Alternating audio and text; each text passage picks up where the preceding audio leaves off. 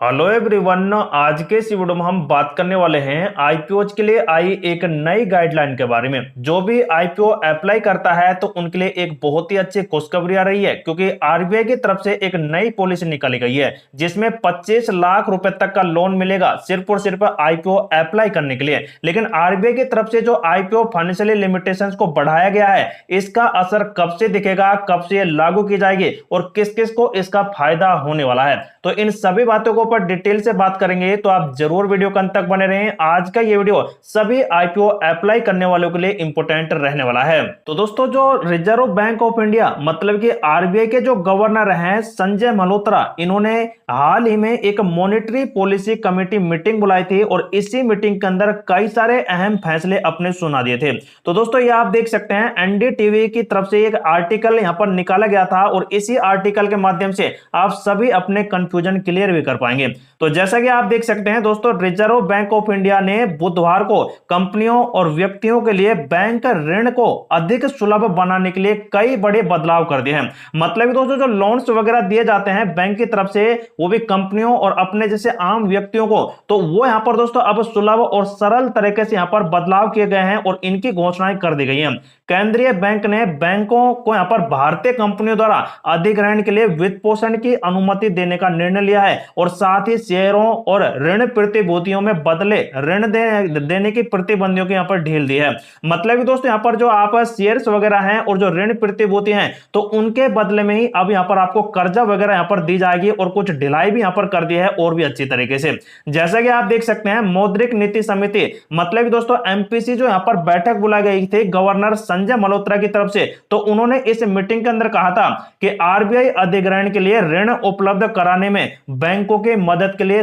एक सक्षम ढांचा तैयार कर रही है। मतलब कि दोस्तों, जो आरबीआई है जिसके पास सबसे अधिक फंड है, तो वही दोस्तों यहां पर अब जो छोटी मोटी बैंक हैं या फिर जो बड़ी बड़ी बैंक हैं, तो उनको दोस्तों ये और भी ऋण उपलब्ध कराएगी, जिससे कि यहां पर दोस्तों और भी एक सक्षम ढांचा तैयार होगा और बहुत ही अच्छा अपडेट रहेगा। यह कदम भारतीय स्टेट बैंक मतलब कि एसबीआई द्वारा नियामक से इस प्रकार के वित्त पोषण की अनुमति देने का अनुरोध करने के बाद लाया गया है। मतलब कि दोस्तों, यहां पर जो एसबीआई बैंक है, स्टेट बैंक ऑफ इंडिया, इन्होंने दोस्तों ये एक यहां पर अपील की थी आरबीआई से कि ऐसा यहां पर कुछ यहां पर लाया जाए जिससे कि यहां पर और भी सरल यहां पर हो सके, सक्षम हो सके सभी के लिए। तो उसी अनुरोध के लिए देख सकते हैं एक मुद्दा उठाया गया। मल्होत्रा ने यह भी कहा कि केंद्रीय बैंक ने सूचीबद्ध ऋण प्रतिभूतियों पर ऋण देने की नियामक सीमा हटा दी है। मतलब कि दोस्तों, जो पहले यहां पर एक लिमिटेशंस दिया था, उसको यहां पर दोस्तों कंप्लीट हटाया गया है। और साथ ही देख सकते हैं, शेयरों के बदले ऋण देने की सीमा जो प्रति व्यक्ति 20 लाख रुपए थी, अब उसे बढ़ाकर 1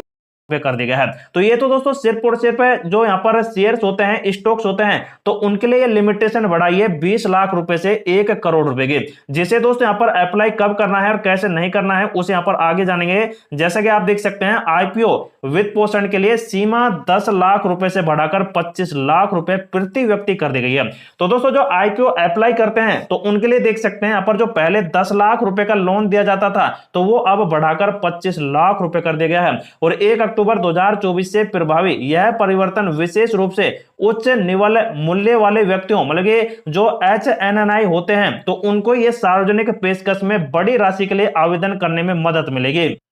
मतलब दोस्तों, जो एचएनआई होते हैं, ये दोस्तों हाई नेटवर्थ इंडिविजुअल्स होते हैं और इनको ही दोस्तों ये बहुत ही अच्छी यहाँ पर अपडेट आ रही है। और ये दोस्तों जब यहाँ पर हाई क्वांटिटी में अप्लाई करेंगे तो इन्हीं को ही दोस्तों तगड़ा प्रॉफिट होगा, लेकिन पैसे की जब डिमांड आएगी तो दोस्तों इस प्रकार से आप ऋण ले पाएंगे। आरबीआई ने बुनियादी ढांचा परियोजनाओं के लिए ऋण सस्ता करने पर भी फैसला लिया है और इससे गैर बैंकिंग वित्तीय कंपनी मतलब कि एनबीएफसी द्वारा उच्च गुणवत्ता वाली बुनियादी ढांचा प्रतियोगी परियोजनाओं को दिए जाने वाले कर्जे पर जोखिम भरा यहां पर एक कम यहां पर देखने को मिलेगा। बोले जोखिम दोस्तों कम हो जाएगा नॉन बैंकिंग फाइनेंशियली कंपनीज को, जिसकी वजह से दोस्तों यहां पर एक बड़ा अपडेट रहेगा। मतलब दोस्तों, जो यहां पर ब्याज लिया जाता है, इंटरेस्ट लिया जाता है, तो उसको भी दोस्तों अब सस्ता करने का फैसला यहां पर आरबीआई की तरफ से निकल कर आ रहा है। और इसके साथ ही देख सकते हैं नियामक ने 2016 के उस नियम को वापस ले लिया है जिसके तहत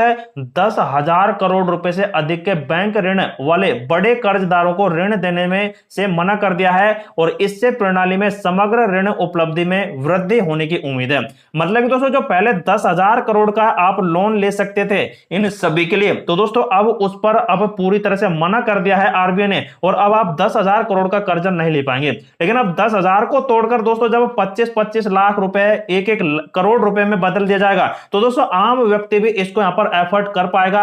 कर पाएगा, जिससे कि दोस्तों यहां पर ये ज्यादा यहां पर कर्जे की डिमांड बढ़ेगी और बैंक्स को दोस्तों और भी तगड़ा प्रॉफिट होने लग जाएगा। तो इस प्रकार देख सकते हैं यहाँ पर एक अपडेट आया है और साथ ही आप देख सकते हैं यहाँ पर जो यहाँ पर मल्होत्रा जी हैं उन्होंने यहाँ पर विनिमय समय सीमा के बारे में कहा है कि मतलब कि दोस्तों यहाँ पर जो टाइमलाइन है उसके बारे में कह दिया है कि अपेक्षित ऋण हानि ईसीएल ढांचा और बेसल 3 पूंजी ढांचा 2027 से प्रभावी हो जाएगा और जिससे बैंकों को समायोजन के लिए पर्याप्त समय मिल जाएगा। मतलब कि दोस्तों यहाँ पर लिमिटेशन हैं जो 2027 के अंदर पूरी तरह से यहाँ पर बढ़ा दी जाएंगे। जो यहाँ पर दोस्तों जो एक तो यहाँ पर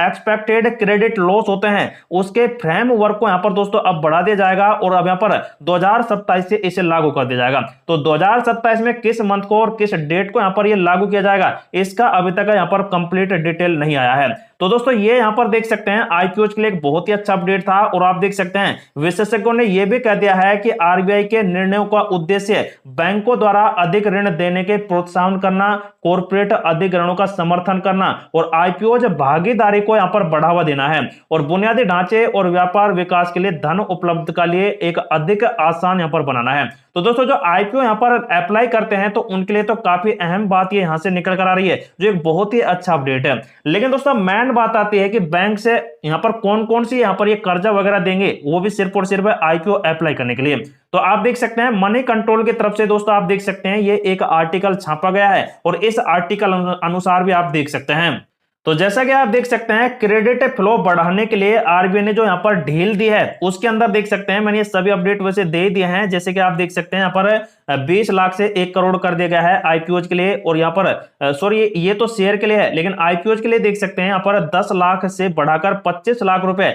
आईपीओ फाइनेंशियल लिमिटेशंस को बढ़ा दिया है। लेकिन यहाँ पर देख सकते हैं फर्मों ने जो यहाँ पर अपना अपडेट दिया है, बड़े बड़े ब्रोकरेज फर्म है तो उन्होंने देख सकते हैं यहाँ पर कह दिया है कि इन कदमों से बैंकों की उधारी तो बढ़ेगी और क्रेडिट ग्रोथ में नई रफ्तार मिल जाएगी। जेफरीज का मानना है कि आरबीआई के यह कदम और ट्रांजिशन टाइमलाइन क्रेडिट ग्रोथ को सपोर्ट करने के लिए काफी संतुलित है और ब्रोकरेज ने कहा है कि जिन्हें प्राइवेट बैंकों के कैपिटल एक्सेस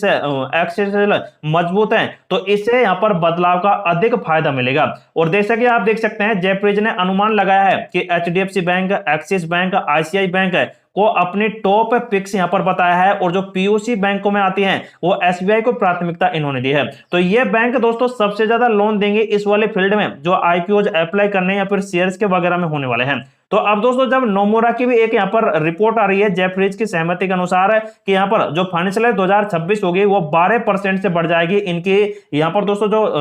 ब्याज देने की रेट है वो 10% से 12% बढ़ जाने वाली है। तो अब इन आईपीओज के माध्यम से दोस्तों ये कंपनीज बैंक है जो लोन देंगी तो दोस्तों बहुत ही अच्छे पॉजिटिव असर पड़ेगा इन बैंकों पर और शेयरों पर। लेकिन दोस्तों जो आरबीआई की मीटिंग हुई थी ये कि कमेटी जो बुलाई गई थी तो इसका यहाँ पर दोस्तों बहुत ही बड़ा अपडेट यहाँ पर 5 पॉइंट में और दिया गया है। जैसे कि ईसीएल है प्रावधान अप्रैल 2027 से लागू कर दिया जाएगा। उसके बाद आप देख सकते हैं यहाँ पर ग्रुप बिजनेस ओवरलैप पर यहाँ पर रोक का प्रस्ताव वापस लिया गया। उसके साथ यहाँ पर बेसल थर्ड कैपिटल यहाँ पर कुछ हैं और उनके ऊपर भी देख सकते हैं कई खुलासे किए गए हैं। एनबीसी बैंक्स हैं तो उनके भी कई अपडेट हैं। लेकिन ये सभी अपडेट दोस्तों बड़े ब्रोकरेज फंड हाउस की तरफ से यहाँ पर निकाले गए हैं। जैसे कि आप देख सकते हैं एक बड़े फंड हाउस है मोतीलाल ओसवाल और कई सारे एक्सपर्ट हैं जिन्होंने अपनी अपनी बारी बारी से राय दी है। लेकिन दोस्तों किस प्रकार से दी है उसके लिए अगर आपको एक नेक्स्ट वीडियो चाहिए तो आप जरूर हमें कमेंट कर बता सकते हैं। कंप्लीट वीडियो दोस्तों एक और आ जाएगा जिसे यहाँ पर दोस्तों आपके कमेंट के रिकमेंडेशंस के अनुसार दिया जाएगा। तो दोस्तों ये थे इस आरबीआई की तरफ से निकाले गए कुछ गाइडलाइंस जो यहाँ पर एक नई पॉलिसीज हैं आईपीओ के लिए, जिन्हें दोस्तों आपने शायद सही से समझ ही लिया है और कब से अप्लाई होंगे और किस किस के लिए यहाँ पर ये लाई गई हैं वो आपको दोस्तों शायद यहाँ पर पता ही लगे होगा। तो दोस्तों ऐसी वीडियोज के लिए आप जरूर हमारे चैनल को सब्सक्राइब करें क्योंकि नया दिन और एक नया अपडेट दोस्तों आपको यहाँ पर उपलब्ध कराया जा सके।